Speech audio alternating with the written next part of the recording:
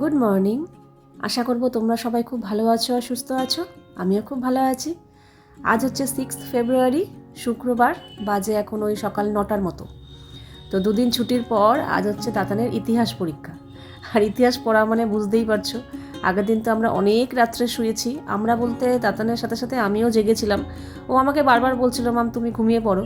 কিন্তু আমি জানি, কারণ আমিও তো একটা সময় পড়াশোনা করেছি। এবার রাত জেগে যখনই পড়তাম না, তখনই দেখতাম আমি ঠাকুমার সাথে শুতাম। আমার ঠাকুমা যখনই দেখতাম শীতকালে, বিশেষ করে শীতকালের পরীক্ষার সময়, ঠাকুমা লেপ মুড়ি দিয়ে ঘুমোচ্ছে আর আমি ঠান্ডার মধ্যে বসে বসে পড়ছি, তখন না মনে হতো কি, ইস আমিও যদি একটু ঘুমোতে পারতাম।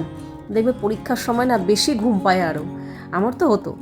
তো যাই হোক, তখন মানে একজন যদি জাগা থাকে না, একটু এনার্জি পাওয়া যায় আর কি, আমার মনে হয়। তো ভাবলাম কি থাক, ও যখন পড়ছে আমি একটু জেগে থাকি, আমারও একটু কাজ হবে, ও একটু এনার্জি পাবে। ও বারবারই বলছিল তুমি শুয়ে পড়ো, তুমি শুয়ে পড়ো। না ঠিক আছে। তারপর আবার এই কথাও বলেছে যে তুমি জেগে আছো বলে আমি একটু এনার্জিটা বেশি পাচ্ছি। আর ঠিক আছে তুই পড়। তো ওই আমি 2:30 নাগাদ শুয়েছি। আর তখন আর পারছিলাম না। আমি বলছি মাম আমি আর পারছি না। বলছে না তুমি শুয়ে পড়ো। আর ও মনে হয় 3টে বেজে গেছিলো। ওরমভাবে তার ঘুম হয় না, ও জাগা রয়েছে, মাঝে মাঝেই টের পেয়েছি। ও 3টে নাগাদ শুয়েছে। তো আবার উঠেছি আমরা সবাই 7টার সময়। আমরা সবাই বলতে আমি আর তাতান, ইন্দ্র আরও আগে উঠেছে।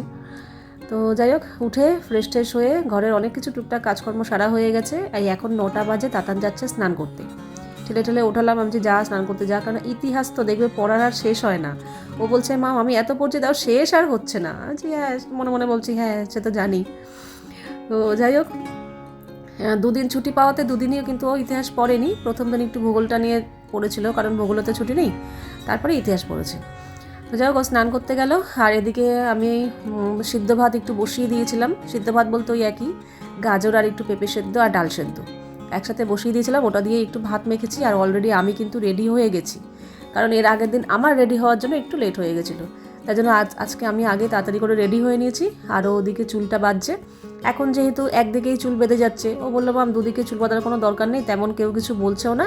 আর অনেকে দেখছি বিনুনিও করছে না, এমনি খোপা করে চলে যাচ্ছি। তাইলাম না, ওটা খুব বাজে লাগে। একটা স্কুল স্টুডেন্ট, একটা লুকিংয়েরও তো ব্যাপার আছে না। একটা স্কুল স্টুডেন্ট পরীক্ষা দিতে যাচ্ছে, খোপা করলে কেমন লাগে? তুই দুটো করতে হবে না, তুই একটাই বিনুনি কর। তো ওই একটাই বিনুনি করছে, মানে রেডি হয়ে গেছে। আর আজকে পড়তে পড়তে আর সময় পায়নি। বলছে তুমি তাহলে আজকে একটু খাইয়ে দাও। এই দুদিন একাই খেয়েছে, বাংলা আর ইংলিশ পরীক্ষার দিন। তো আজকে আমি ভাতটা মেখেছি, ওকে খাইয়ে দেওয়ার পর লাস্টে অল্প একটু খেতে পারিনি। আমি ওইটুকুই মুখে দিয়ে বেরিয়ে গেছি, আমি আর খাইনি। আমি বলছি না, আমি বাড়িতে এসে ওকে দিয়ে এসে ধীরে সুস্থে খাবো। আর আজকে এত হাওয়া দিচ্ছিল না, কি বলবো। ও গাড়িতে বসেছিল, খালি ওড়নাটা উড়ে যাচ্ছিল। আমি বলছি ওরে বাবা, ওড়না এখন ঠিক করতে হবে না, একেবারে নামবি, নেমে ওড়না ঠিক করবি। ও বলছে না আমার অস্বস্তি লাগছে, খালি ওড়না উড়ে যাচ্ছে। আর সত্যি হাওয়াটা না আজকে একটু ঠান্ডাও ছিল। অবস্থা হাওয়াতে আজকে প্রচণ্ড হাওয়া বাইরে। বাজে এখন 11টা 20। এই বাড়িতে এলাম। এখন ঘরে অনেক কাজ আছে, সেগুলো করবো। আর সকালবেলা আমি কিছু খাইও নি, দাদানকে খাইয়েছিলাম। ও লাস্টে এক মুঠ খেতে পারেনি, ওটাই মুখে দিয়ে আমি বেরিয়ে গেছি।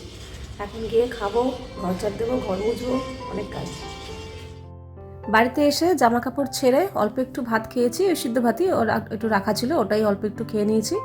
খেয়ে দিয়ে জল খেয়ে এবার আমি নেমে পড়েছি আমার কাজে। এখন ঘরটা ঝাড় দেবো, ঘরটা মুছবো, তারপর স্নান করতে যাব। ও আরেকটু প্ল্যান আছে আজকে, ভাবছি একটু ফার্নিচারগুলি মোছামুছি করব। অনেক দিন ধরে না ফার্নিচারগুলো মোছামুছি হয় না। আগে কি বলতো, ঘর ঝাড় দেওয়া মোছা তো আমাকে করতে হতো না, কাজে এইসব দিকে আমি একটু ধ্যানটা বেশি থাকতো। কিন্তু এখন যেহেতু ওই কাজগুলো করতে হচ্ছে, বাসন মাজা, ঘর ঝাড় দেওয়া, ঘর মোছা, তো এইদিকে না আমি স্কিপ করে যাচ্ছি, হচ্ছে না। তো দেখলাম না ফার্নিচারগুলোতে বেশ ভালো ধুলোর একটা লেয়ার পড়ে গেছে, তার মধ্যে শীতকাল, ধুলো, তার মধ্যে আজকে যা হাওয়া দিচ্ছে, ওরে বাপরে। ফোনটা রেখে যাচ্ছি, কিছুক্ষণ পরে দেখছি ফোনের ওপর একটা লেয়ার পড়ে গেছে ধুলোর, মানে এত এত ভেতরে, ঘরের ভেতরে, তাতে এই অবস্থা ভাবো। তো যাই হোক, ফার্নিচারগুলো একটু মোছামুছি করবো, করে তারপর ঘরটা মুছে তারপর যাবো স্নান করতে। আচ্ছা, তোমরা অনেকেই তাতানের পরীক্ষায় শুভেচ্ছা জানিয়েছো, শুভকামনা জানিয়েছো, যাতে তাতানের পরীক্ষা খুব ভালো হয়, খুব ভালো রেজাল্ট হয়, অনেকেই করেছো। তো তার জন্য অসংখ্য ধন্যবাদ, তাতানের প্রতি এত ভালোবাসা, এত স্নেহ থাকার জন্য তোমাদের। তো হ্যাঁ, তার মধ্যে থেকেও হয় না, কিছু কিছু মানুষ আছে শুভকামনা কিংবা শুভেচ্ছা দেওয়া তো দূরের কথা, উল্টে মনোবল ভাঙার মতো মানুষের তো অভাব নেই। তো সেরকম মানুষও কিছু আছে, শুভকামনা তো দেয়নি, শুভেচ্ছা তো দেয়নি, দরকারও নেই, কিন্তু মন ভাঙার মতো কিছু কথা বলেছে। প্রথম দিন যেদিনকে তাতানের বাংলা পরীক্ষা হলো, আমারই ভুল হয়েছে, ওটা হয়তো না দেখালেই ভালো হতো। আমি যাক আমি অত বুঝিও নি, আমার মানে ঘোর পেঁচালো করে ভাবিনি যে এইটা দেখালে তোমাদের মধ্যে কীরকম রিয়াকশান আসবে না আসবে। খুব সবাই না, আমি সবার কথা বলবো না, সবাই তো খুবই ভালো বলেছো, কিন্তু তার মধ্যে থেকে কয়েকজন আর কি বলেছো। যে আমি দেখিয়েছিলাম যে ও বলেছিল বাবা এটা মনে হয় মাধ্যমিক নিয়ে এত মনের মধ্যে ভয় ছিল, এটা তো নর্মাল পরীক্ষা। এটা দেখো জীবনের, আমি সেদিনকে একটা কথা ভুল বলেছিলাম যে জীবনের সবথেকে বড় পরীক্ষা, না ওটা হবে জীবনের সবথেকে প্রথম বড় পরীক্ষা। ওই প্রথম কথাটা আমি মিস্টেক করে গেছিলাম। যাই হোক, তো জীবনের প্রথম যখন পরীক্ষাটা হয় দেখবে এই যে তারপরে যে পরীক্ষাগুলো হচ্ছে ওরও কোনো টেনশন নেই, আমারও কোনো টেনশন নেই, কিন্তু প্রথম দিন পরীক্ষাতে একটু তো টেনশন হয়। তার মধ্যে মাধ্যমিকের মতো একটা বড় পরীক্ষা বলে কথা, প্রথম যাচ্ছে এরকম বোর্ড এক্সাম দিতে, টেনশন তো হয়ই। কিন্তু সেই টেনশনটাকেও তোমাদের মধ্যে অনেকে এমনভাবে বাঁকাভাবে দেখেছো আর বলেছো কি বলবো, যে কি এমন ব্রিলিয়ান্ট স্টুডেন্ট, আর এই তো পরীক্ষা হয়েছে, ভালো হয়েছে, দেখা যাবে কি হয়। আচ্ছা একটা কথা বলি, যারা ব্রিলিয়ান্ট স্টুডেন্ট শুধু তাদের মায়েরাই কি টেনশন করবে? যারা টপার শুধু তাদের মায়েরাই টেনশন করবে, কিংবা তারাই শুধু টেনশন করবে? যারা সাধারণ ছাত্রছাত্রী তাদের মায়েরা কি কিংবা তারা কি টেনশন করবে না? তাদের কি টেনশন হবে না? রক্ত মাংসে গড়া প্রত্যেকটা মানুষ, টেনশন আর চিন্তা এটা প্রত্যেকটা মানুষের মধ্যেই থাকে, সে টপার হোক, ব্রিলিয়ান্ট হোক, আর সাধারণ ছাত্রছাত্রীই হোক।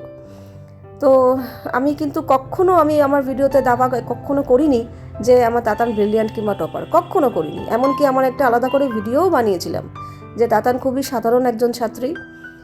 কাজেই তোমরা অনেকেই বলো ও রেজাল্ট কেন দেখাও না, ও রেজাল্ট কেন দেখাও না। ও রেজাল্ট দেখালেই কিন্তু বিতর্কিত কমেন্ট যে ভরে যাবে, ঠিক আছে? তাই জন্যই আমি ওর রেজাল্ট দেখাই না, আর আমি বলিও নি কখনো যে ও ব্রিলিয়ান্ট স্টুডেন্ট। বাজে এখন দুপুর 1:30, স্নান পুজো সেরে ঘরের সমস্ত কাজকর্ম কমপ্লিট, রান্নাবান্না যা ছিল ওখানে বার করে রেখেছি, ভাত তো সকালেই হয়েই গেছিলো। তাতানকে নিয়ে এসে সব খাবার গরম করে খেতে বসবো। আর আজকে ডাবের জলটা এত বেশি, পুরো বোতলে ভরলেও না, লাস্টে 2-3 চামচের মতো আমি খেলাম। এই যে পুরো বোতল ভর্তি, জলটা আজকে অনেকটা বেশি। দেখি চলো এবার তাতানকে নিয়ে আসি। কাজে ওই প্রথম দিন বাংলা পরীক্ষায় ও বলেছিল, ওর মনের মধ্যে একটা ভয় ছিল তো, সবাই যেহেতু বলতো মাধ্যমিক পরীক্ষা অন্য স্কুলে এই সেই, ওর মনের মধ্যেও একটা ভয় ছিল যে কী জানি বাবা খুব কঠিন হয়তো হবে, কিংবা খুব আলাদা কিছু একটা হবে। তো প্রথম দিন যখন পরীক্ষা দিতে গিয়ে দেখলো যে না, নর্মাল কোনো ব্যাপার না, কোশ্চেনও যেরকম স্কুলে পরীক্ষা দিত সেরকম টাইপেরই, প্লাস নর্মাল কোনো ব্যাপার না। তো সেটাই ওর মনের কথাটা ব্যক্ত করেছিল যে ভেবেছিলাম কি বিশ্বযুদ্ধ দিতে যাবো, তো পরীক্ষা সাধারণ ব্যাপার, কোনো ব্যাপারই না, কোশ্চেন ইজি ছিল বলে কি এই যে ও 100-এ 100 পাবে। যারা নর্মাল স্টুডেন্ট, সাধারণ ছাত্রছাত্রী, তারাও তো পরীক্ষা দিয়ে এসে বলে যে হ্যাঁ, তারা তাদের মতো করে ভেবে বলে হ্যাঁ ভালো হয়েছে, আর যারা টপার তারা তাদের মতো করে বলে হ্যাঁ ভালো হয়েছে। নিচ থেকে ঠাম্মির কাছ থেকে ফুলকপি আলুর তরকারি নিয়ে এলো, দেখি তো গরম গরম। আর কালকে একটু ওটা পরে খান, আগে এটা খেয়ে নে। কালকে একটু ফ্রাইড রাইস রয়েছে, তো এটা দিয়ে পনির দিয়ে খাবে। আর ঠাম্মি আবার ফোন করে বললো ফুলকপি আলুর তরকারি খাবি, বললো হ্যাঁ খাবো। বেস্ট, ভালো হয়েছে। আর আমাদের ইন্দ্রবাবু সেই যে মাংস খেয়েছে, এখনো আবার এইটুকু রয়েছে, এই আর শেষ হচ্ছে না। তবু ভালো, তাতান এইসব কোনো কমেন্টও দেখবে না, আর ব্লগ তো দেখা দূরের কথাও কোনো দিনই দেখে না, আর কমেন্টও দেখে না। আর যদি দেখতো কমেন্টগুলো তাহলে সত্যি ওর মনটা খুবই খারাপ হয়ে যেত। তো যাই হোক, আমি শুধু বলেছি তোকে সবাই শুভেচ্ছা জানিয়েছে পরীক্ষার জন্য, সবাই সাহস জুগিয়েছে, সবাই এই করেছে। তখন ও আমাকে বলছে দেখেছো তো, দেখো তোমার থেকেও আমাকে সবাই ভালোবাসে। আর যদি এই কমেন্টগুলো ও পেতো তাহলে ওর মনটা কতটা খারাপ লাগতো। যাই হোক, এগুলো নিয়ে আর কি বলবো। তো সবাই কি ব্রিলিয়ান্ট হতে পারে বলো তো পড়াশোনায়? সবাই কি টপার হতে পারে? আচ্ছা তোমরা যারা আমার ব্লগ দেখছো, তোমরা কি সবাই ব্রিলিয়ান্ট, সবাই টপার? আমাকে বলো তো। জানি না, হয়তো হতে পারো, কিন্তু আমি আবারও বলছি তাতান খুবই সাধারণ একজন ছাত্রী। ও ব্রিলিয়ান্টও নয়, টপারও নয়, সাধারণ ছাত্রী। আর তাতে আমার কোনো দুঃখও নেই। একজন ব্রিলিয়ান্ট স্টুডেন্টের মায়ের তার সন্তানের প্রতি যতটা ভালোবাসা, স্নেহ, মমতা একজন মানে থাকে আর কি, একজন সাধারণ ছাত্রছাত্রীর মায়েদেরও তার সন্তানের প্রতি সেম ভালোবাসার, স্নেহ, মমতা থাকে। কোনো পরীক্ষার নাম্বারের ওপর কিংবা ব্রিলিয়ান্ট টপার সাধারণ ছাত্রছাত্রীর ওপর ডিপেন্ড করে না যে তার মা তার সন্তানকে কতটা ভালোবাসবে, কতটা কেয়ার করবে, ঠিক আছে? সেটা ভালো পরীক্ষার নম্বর বিচার করে না। এক মায়ের সন্তানের প্রতি যেরকম ভালোবাসা থাকে সেরকমই থাকে।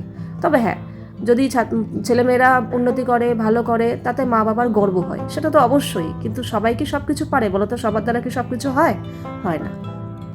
কাজেই আরেকজন কমেন্ট করেছে যে 15-16 বছরের মেয়েকে খাইয়ে দিতে হয়, চুল বেঁধে দিতে হয়। আমার মা, আমি 5 বছরেই আমি মাকে হারিয়েছি, আমি সব একা হাতে করি। একটা মানুষের ম্যাচিউরিটি তার পরিবেশ আর পরিস্থিতির উপর নির্ভর করে সব সময়।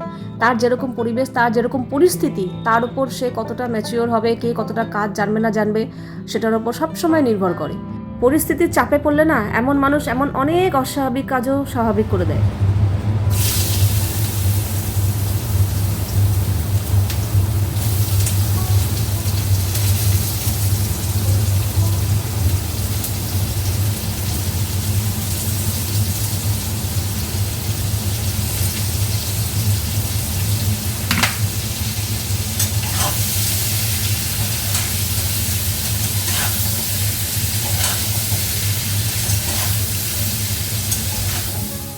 এই যে আমি একটা সাধারণ উদাহরণ দিই, আমি আমাকে দিয়েই দিচ্ছি। আমি বাজার করতে খুব ভয় পাই। ভয় পাই বলতে আমার বাজারের জড়তা। কেন জড়তা? কারণ আমাকে করতে হয়নি কোনো দিন, আর করতে হচ্ছেও না। যদি আমার এই কাজটা যদি আমার ভাগে পড়তো, মানে আমাকে সবসময়ই বাজার হাট করতেই হচ্ছে, বাধ্যতামূলক আমাকে করতেই হবে, আমি না করলে হবেই না, উপায় নেই, তাহলে দেখতে বাজার করাতে আমি খুবই পটু হয়ে যেতাম। বাজার করা একটা খুবই সামান্য একটা ব্যাপার। যারা প্রতিদিন নিয়মিত বাজার হাট করছো তাদের কাছে এটা কোনো ব্যাপারই না, জল ভাতের মতো। কিন্তু আমার কাছে একটা বিশাল বড় ব্যাপার বাজার করা। কেন বলো তো? যেহেতু আমি করি না। তো কাজে পরিস্থিতির চাপে পড়লে আমি বাজার করাটাও শিখে যেতাম, এটাও আমার কাছে জল ভাত হয়ে যেত। কাজে সেটাই বলতে চাইছি আমি প্রত্যেকটা মানুষের মানে ম্যাচুরিটি যেটা বলছি, পরিবেশ আর পরিস্থিতির ওপরই নির্ভর করে। কে কীরকম পরিস্থিতিতে পড়েছে তার উপর নির্ভর করে। এমন অনেক ছেলে মেয়ে আছে 10-12 বছর, 15-16 বছর বয়সে সংসার চালাতে হচ্ছে, বাধ্যতামূলক, উপায় নেই। এমন পরিস্থিতি তার উপর এসে পড়েছে যে অল্প বয়সে তাকে পড়াশোনা তো দূরের কথা, তাকে সংসারের দায়িত্ব কাঁধে নিতে হয়েছে। অথচ ওই বয়সে ঘুরে বেড়াবার সময়, খেলাধুলা করার সময়, পড়াশোনা করার সময় এমন অনেক পরিবার আছে। কাজে এমন কোনো বাধ্যতা নেই যে তুমি যেটা পারো সেটা আমাকে পারতেই হবে, আবার আমি যেটা পারি সেটা তোমাকে পারতেই হবে, এমন কোনো বাধ্যতা নেই। এখানে অনেকেই কমেন্ট করে তাতান কোনো কাজ করে না, তাতানকে দিয়ে আমি কোনো কাজ করাই না, তাতান কোনো কাজ পারে না। তো এখানে একটা কথা বলে রাখি, বললামই পরিস্থিতি। আমি বিয়ের আগের দিন পর্যন্ত না আমি কিছু করতে পারতাম না। আমি শুধু একটা কাজ করতাম, মায়ের হাতে হাতে রাত্রেবেলা একটু রুটি বেলে দিতাম আর আটাটা মাখতে পারতাম, ব্যাস। আমি আর কিচ্ছু কাজ পারতাম না।